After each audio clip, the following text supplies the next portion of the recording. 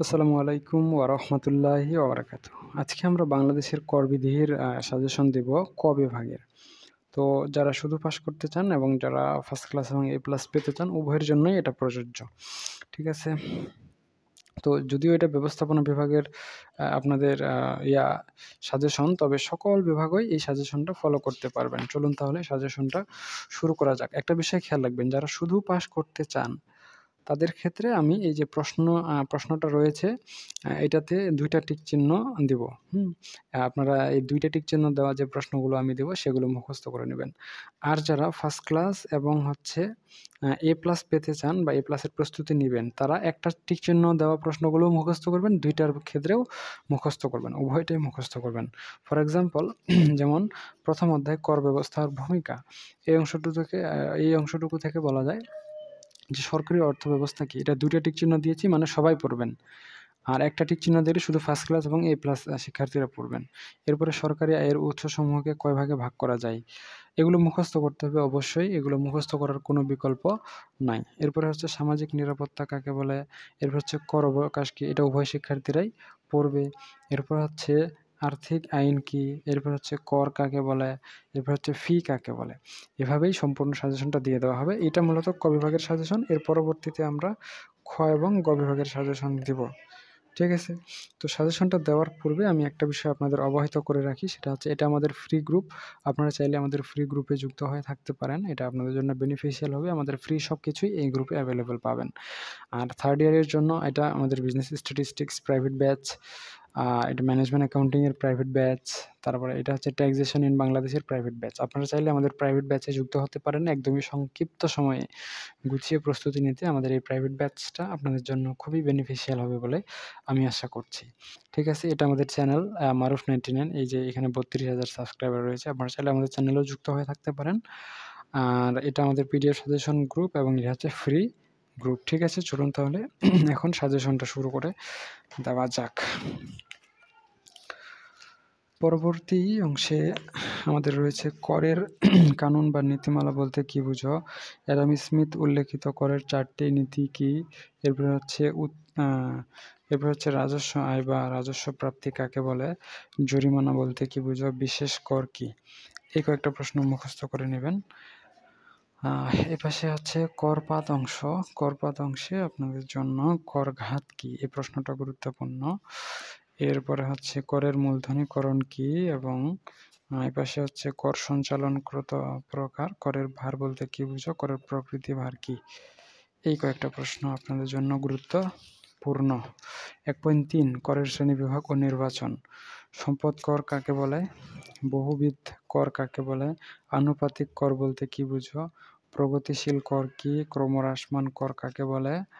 এরপরে নমনীয় কর কী? হ্যাঁ? তারপরে স্থিতিস্থাপক করের সংজ্ঞা দাও। আয়ের উপর কর বলতে কী বুঝো? প্রত্যক্ষ কর কী এবং পরোক্ষ কর কী? এই কয়েকটা প্রশ্ন আপনাদের জন্য গুরুত্বপূর্ণ। দ্বিতীয় অধ্যায়ে চলে আসি। ৪টা তো অধ্যায় মাত্র। ব্যবসায়ের কর ব্যবস্থা পরিচিতি। এখান থেকে গুরুত্বপূর্ণ হচ্ছে করদাতা কে? তারপরে হচ্ছে ব্যবসায় প্রতিষ্ঠান কাকে বলে? অংশীদারি কারবারের আয় ন্যূনতম কত টাকা হলে কর দিতে হবে? এরপর হচ্ছে প্রকৃত করদাতা কাকে বলে? আর এক মালিকানা কারবার কাকে বলে? প্রকৃত কর প্রদানকারী কারা? হ্যাঁ, পাস থ্রু এন্ট্রি কি? এরপর নন পাস থ্রু এন্ট্রি কি? এই প্রশ্নগুলো আপনাদের জন্য খুবই গুরুত্বপূর্ণ। পরবর্তীতে রয়েছে ৩য় অধ্যায় ইনকাম ট্যাক্স, আয়কর পরিচিতি। আয় কি? হ্যাঁ, আয়কর আইনের দৃষ্টিকোণ হতে আয় বলতে কী বুঝো? আয়কর কি? ভারতীয় উপমহাদেশে আয়কর প্রথা চালু হয় কত সালে? কর অনুসন্ধানী কমিশন করা হয় কত সালে? হ্যাঁ, আধুনিক আয়করের জনক কে? আয়কর অধ্যাদেশ কত সালে জারি হয়? আধুনিক আয়করের গ্রন্থকার কে? ন্যূনতম আয়করের পরিমাণ কত? বেতন খাতে আয় বলতে কী বুঝো? গৃহসম্পত্তি খাতে আয় বলতে কী বুঝো? এবং সিকিউরিটি সুদের ক্ষেত্রে অনুমোদিত ২টি খরচের উদাহরণ দাও। এর পরবর্তীতে এপাশে রয়েছে সিকিউরিটি সুদ কি? বাণিজ্যিক সিকিউরিটি বলতে কী বুঝো? কর নির্ধারণ কি? টার্নওভার কর কি বা কাকে বলে? এই পাশে হচ্ছে পৌর কর কাকে বলে, এসআরও এর পূর্ণরূপ কি, এবং হচ্ছে আয় বর্ষ কি। এই কয়েকটা প্রশ্ন আপনাদের জন্য গুরুত্বপূর্ণ। 3.2 আয়কর কর্তৃপক্ষ।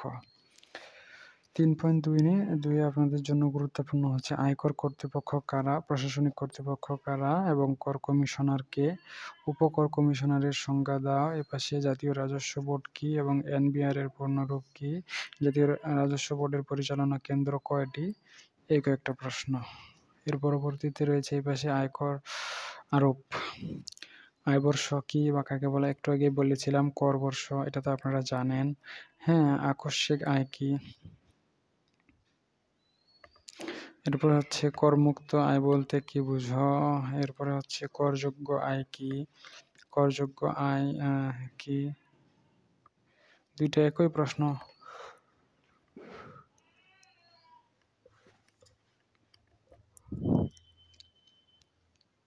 ছাড় রেয়াতযোগ্য, কর রেয়াতযোগ্য, হ্যাঁ, বা অকরযোগ্য। আচ্ছা ঠিক আছে। সারচার্জ কি।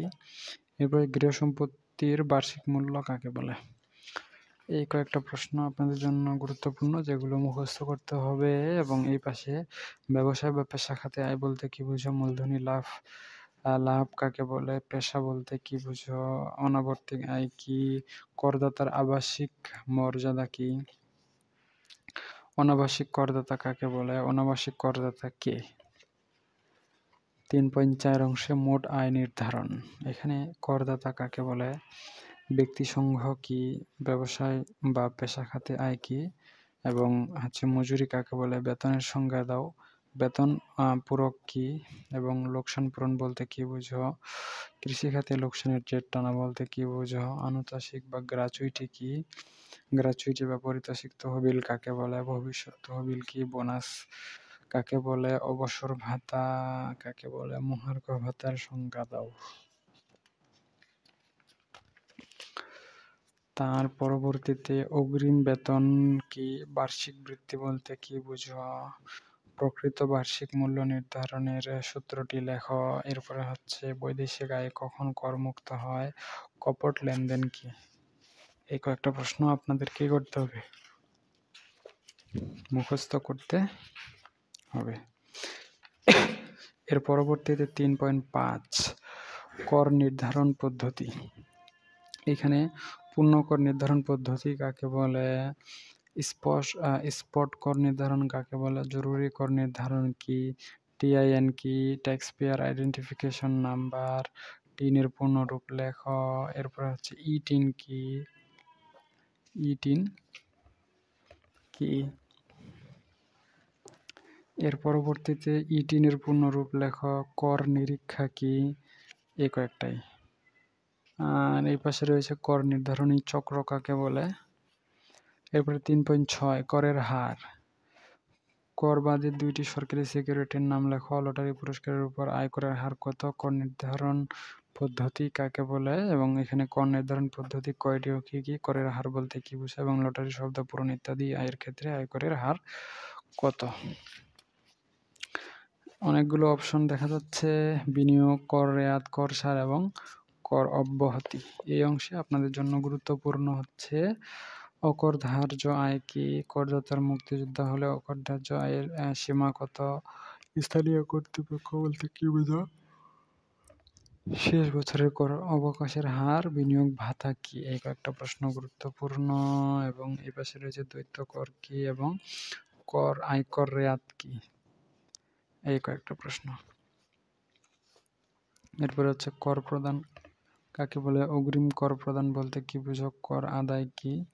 আর এর পাশে হচ্ছে আয়কর রিটার্ন কি। এই কয়েকটা প্রশ্ন। তারপরে 3.9 একক ব্যক্তির কর নির্ণয় হচ্ছে, একক ব্যক্তির আয়ের খাত কয়টি, এবং হচ্ছে 1984 সালের অধ্যাদেশ অনুসারে আয়ের খাত কয়টি। এই কয়েকটা প্রশ্ন আপনাদের জন্য গুরুত্বপূর্ণ, এগুলো আপনারা অবশ্যই অবশ্যই অবশ্যই মুখস্থ করবেন। 3.10 আমাদের ফার্ম কাকে বলে, এবং এই পাশে রয়েছে অংশীদারি কারবারের মূল ভিত্তি কি, অংশীদারি চুক্তিপত্র বলতে কি বুঝো, অংশীদারি কারবারের ক্ষেত্রে ন্যূনতম সদস্য সংখ্যা, অংশীদারি কাকে বলে, বন্টন কি অনুপাতে হয়, অংশীদারিত্ব কি এবং জিরো কুপন বন্ড কাকে বলে? জিরো কুপন বন্ড মানে শূন্য কুপন বন্ড, যেটার উপর কোনো কি দিতে হয় না, ইনকাম ট্যাক্স দিতে হয় না। 3.11 কোম্পানির কর বিধি। এখানে কোম্পানি কাকে বলে? কোম্পানি, শিল্প কোম্পানি কি? আবাসিক বা বাসিন্দা বলতে কি বুঝো? বাংলাদেশি কোম্পানি কাকে বলে? ব্যাংকিং কোম্পানি কাকে বলে? এরপর হচ্ছে পাবলিক ট্রেডেড কোম্পানি কি? এবার পাবলিক ট্রেডেড কোম্পানির কর হার কত? এরপরে আংশিক কৃষি বলতে কি বুঝো? এই কয়েকটা প্রশ্ন। আচ্ছা, এর পরবর্তীতে রয়েছে 3.12, অনেক বড় বইটা মনে হচ্ছে। প্রভিডেন্ট ফান্ড বা ভবিষ্যৎ তহবিল কি? সরকারি ভবিষ্যৎ তহবিলে মূল বেতনের অংশ কমপক্ষে কত জমা দিতে হবে? সরকারি প্রভিডেন্ট ফান্ড বলতে কি বুঝো? নিয়োগকর্তা কাকে বলে? আর এই পাশে বেতন পূরক কাকে বলে? কর্মচারী কাকে বলে? এই একটা প্রশ্ন আপনাদের জন্য গুরুত্বপূর্ণ। পরবর্তীতে রয়েছে অনাদায়ী করের জন্য প্রাইভেট লিমিটেড কোম্পানির পরিচালকের দায় কি? অনাদায়ী করের জন্য ফার্মের দায়িত্ব কি? অবসান প্রক্রিয়াধীন প্রাইভেট কোম্পানির জন্য অবসায়কের দায়িত্ব কি? এই কয়েকটা প্রশ্ন। এখানে 3.14 আপিল এবং রেফারেন্স। আপিল কাকে বলে? হাইকোর্ট ডিভিশনে আপিল ফি কত? এরপরে হাইকোর্ট ডিভিশনে আদেশের বিরুদ্ধে আপিল করা যাবে কি না?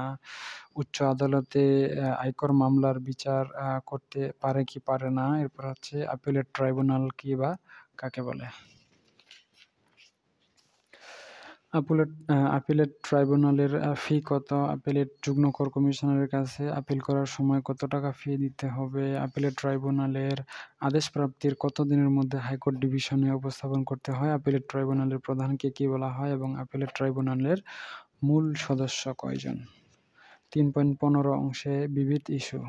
জরিমানা বলতে কাকে বলে? পর্যটন শিল্প কাকে বলে? তারপরে এই পাশে রয়েছে কর এড়ানো বলতে বা কর ফাঁকি বলতে কি বোঝায়? 3 অধ্যায়টা এখানে কমপ্লিট। এরপরে লাস্ট অধ্যায় 4.1 বাংলাদেশের অন্যান্য কর, অর্থাৎ ভ্যালু এডেড ট্যাক্স বা মূল্য সংযোজন কর। আচ্ছা, মূল্য সংযোজন কর কাকে বলে? এই প্রশ্নটা গুরুত্বপূর্ণ। অবকারী শুল্ক কি? মূল্য সংযোজন কর কবে চালু হয়? মূসক বা মূল্য সংযোজন কর আইনের ধারা প্রণয়নের ক্ষমতা কার? মূসকের পূর্ণরূপ কি? এরপরে হচ্ছে মূসক বা ভ্যাটের বর্তমান হার কত? উপকরণ কি? সম্পূরক কর কি? তারপরে এই পাশে রয়েছে মূসক চালানপত্র কাকে বলে? দান কর জরিমানা কি? দান কর আইন। এরপর কর মেয়াদ বলতে কি বুঝো?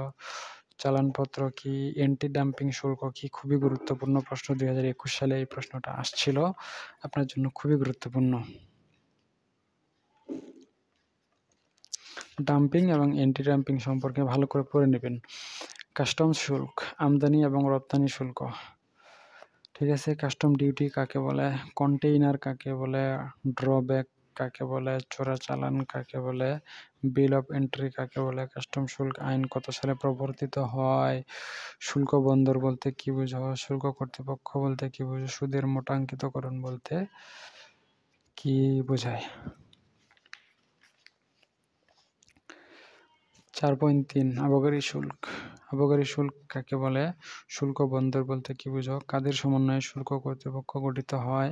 শুল্ক কর্তৃপক্ষ বলতে কি বুঝো? কত সালে কাস্টম শুল্ক আইন প্রবর্তিত হয়? কাস্টম আবগারি শুল্ক কারা আদায় করে? আবগারি শুল্ক আরোপের ন্যূনতম সীমা কত? 4.4 দান কর। দান কর কাকে বলে? এখানে দান কর আইন প্রবর্তিত হয় কত সালে? এই দুইটা প্রশ্ন। দান কর কোন ধরনের কর? এরপরে দান কর আইনে অনুযায়ী করদাতা কাকে বলে? এরপর অন্যান্য কর বা শুল্ক। মাদকদ্রব্য কাকে বলে? আর পাশে অ্যালকোহল বলতে কি বোঝায়?